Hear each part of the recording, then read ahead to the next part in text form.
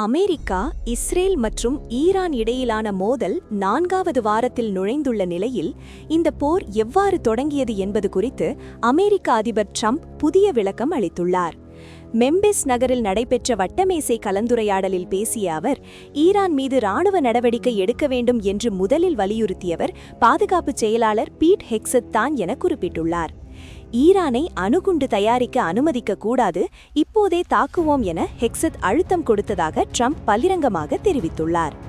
இந்த போர் தொடங்கியதற்கான காரணங்கள் குறித்து ட்ரம்ப் தொடர்ச்சியாக மாறுபட்ட விளக்கங்களை அளித்து வருகின்றார்.